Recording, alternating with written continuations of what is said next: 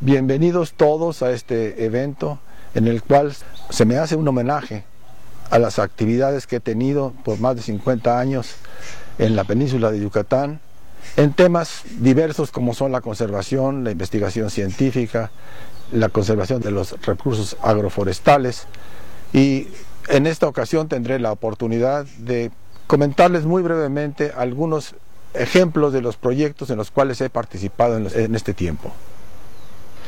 Mi interés por conocer los recursos de esta región del país se inició en los años 50, cuando era estudiante de biología en la Facultad de Ciencias de la UNAM.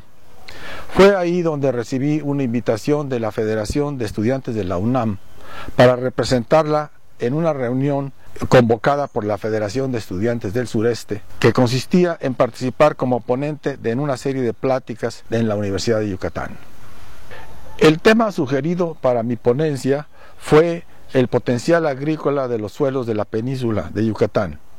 Obviamente yo no sabía nada al respecto, lo que me llevó varios meses de investigación y lecturas, y lo que pasó fue que me asombré al conocer de la producción agrícola que se hacía en estos suelos rocosos, kársticos, en donde prácticamente se decía que no había suelo. Este fue mi primer encuentro con la milpa maya. El segundo encuentro ocurrió pocos años después, cuando llego a Yucatán en la búsqueda de plantas con potencial para ser usadas en la producción de hormonas esteroides. Encontré en mis estudios en la zona una especie, Dioscorea spiculiflora, que tenía potencial para la producción de estas sustancias, pero desgraciadamente sus rizomas, o sea, su camote, era de difícil extracción por crecer entre las rocas calizas, y además la especie era muy escasa. Durante la exploración que realicé en la península con el objetivo de hallar otras especies de Dioscorea, tuve la oportunidad de visitar zonas en el norte de la península, y en esta exploración botánica conocí muchas selvas y muchos zacahuales mayas y zonas agrícolas, que fue un punto muy importante que me definió proyectos futuros. Mi interés por la ecología de las selvas tropicales y por su biodiversidad se inicia precisamente en estas primeras actividades, y por muchos años dedicamos esfuerzos a conocerlas mejor. Tuvimos mucha suerte que en esos tiempos se había descubierto el uso de las apogerinas esteroidales extraídas de plantas silvestres mexicanas, las Dioscoreas, para la fabricación de hormonas esteroides y otros productos esteroides, como el caso de la cortisona. Tuve el gran privilegio de participar en un proyecto muy amplio para conocer la ecología de varias especies de Dioscorea que habitaban las zonas húmedas tropicales del sureste de México. Este proyecto se llevó a cabo por varios años y consistía en hacer estudios de los principales tipos de vegetación y de sus zacahuales en la vertiente del Golfo de México, especialmente en los estados de Veracruz, Oaxaca, Tabasco y Chiapas.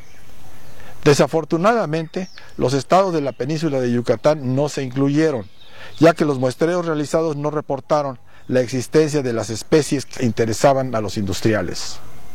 Un descubrimiento muy importante que hicimos de estos estudios de la vegetación de la vertiente del Golfo de México fue que encontramos una alta frecuencia de especies arbóreas útiles en los muestreos de selvas que nosotros pensábamos que eran aparentemente vírgenes y que no habían sido utilizadas por el hombre. Este hallazgo motivó a que iniciáramos un nuevo proyecto con el propósito de conocer a fondo el proceso de regeneración y enriquecimiento natural de las selvas. Este estudio se basó en la Estación de Biología Tropical Los Tuxtlas de la UNAM. Duró varios años y produjo importantes conocimientos y multicitadas publicaciones.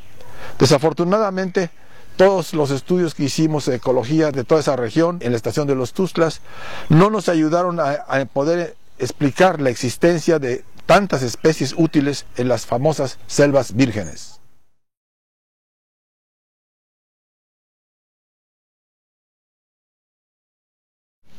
En una conversación con dos queridos colegas míos, el doctor Alfredo Barrera Marín y el doctor Carlos Vázquez Llanes, Alfredo, distinguido biólogo y conocedor de la cultura maya, y Carlos Vázquez, un excelente ecólogo tropical que había colaborado conmigo en los Tuxtlas, les comentaba yo sobre la existencia de estas selvas vírgenes llenas de árboles útiles.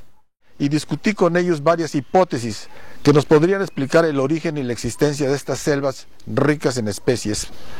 Por sugerencia de Alfredo Barrera, nos entrevistamos con su padre, que vivía en Mérida, el muy famoso profesor Alfredo Barrera Vázquez, distinguido y notable conocedor de la cultura maya. De la plática con el doctor Alfredo Barrera Vázquez, nace realmente la idea de crear un proyecto específico para estudiar los usos de la vegetación y la flora y los recursos naturales de la zona maya. Nos convencimos que era necesario hacer una recopilación de los usos de los mayas, de la flora y la fauna, así como de la agricultura y el manejo de la vegetación. En otras palabras, conocer qué hacen y qué conocen los mayas de sus recursos naturales. Afortunadamente, en ese tiempo yo era director del Instituto Nacional de Investigaciones sobre Recursos Bióticos, el conocido INIREB, y también coincidía la corta bonanza del país por los altos precios del petróleo.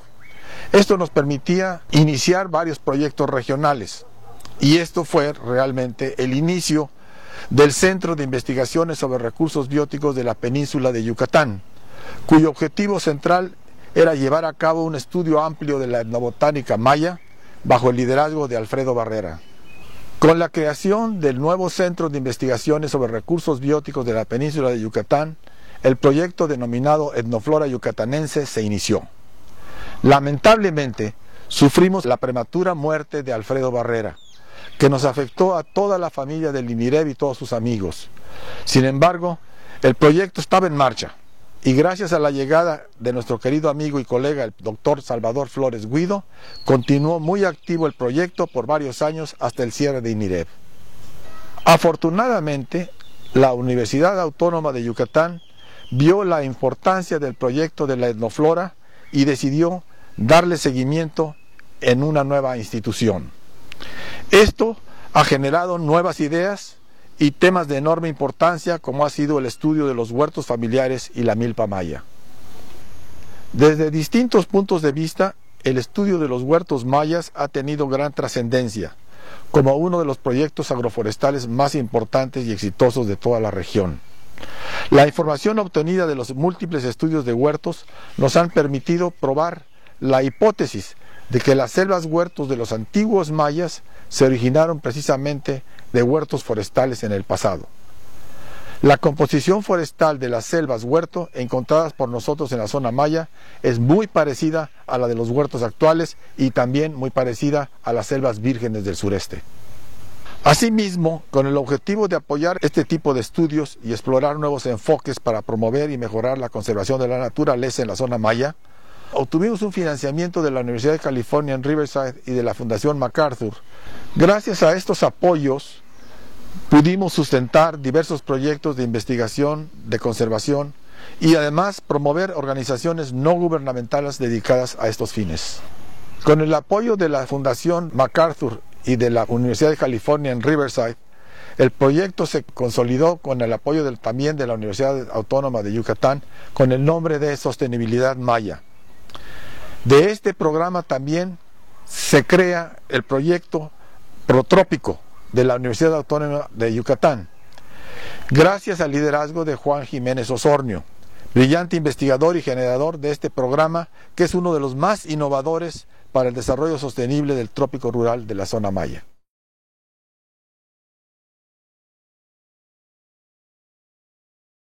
El último proyecto apoyado por Sostenibilidad Maya, que les mencionaré en esta ocasión, se inició con las actividades del programa en las que varias instituciones propusieron como una alta prioridad la conservación de los recursos naturales del norte de Quintana Roo. Esta era una zona deshabitada, bien conservada y desconocida desde el punto de vista biológico, ecológico y arqueológico. La principal acción que se propuso para ser financiada y desarrollada era la creación de una estación de investigación similar a la Estación de Biología Tropical Los Tuxtlas de la UNAM.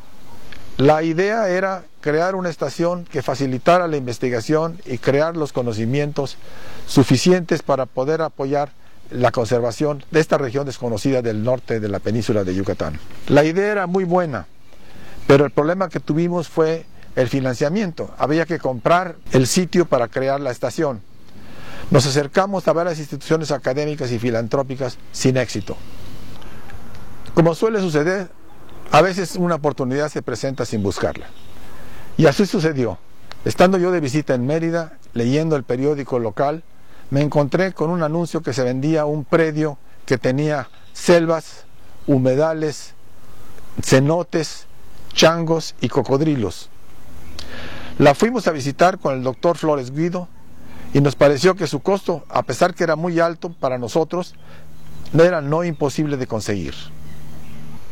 Obtuvimos un préstamo y con ello la compra se logró y nació no solo una estación de investigación en el norte de Quintana Roo, sino un área privada de conservación de aproximadamente 1000 hectáreas, la Reserva Ecológica El Edén. Para su operación se logró el apoyo de la Universidad de California en Riverside y donaciones de particulares. Tuvimos un enorme y desinteresado apoyo de muchos investigadores de varias universidades de México y del extranjero para nuestra iniciativa. La reserva no solo fue una acción importante para el norte de la península, sino que fue la primera reserva privada de conservación e investigación en México. Reitero mi agradecimiento a los organizadores de este evento y a todos ustedes por su asistencia. Si alguien se interesa por conocer más de algunos de estos proyectos, les sugiero poder consultar mi sitio en el internet.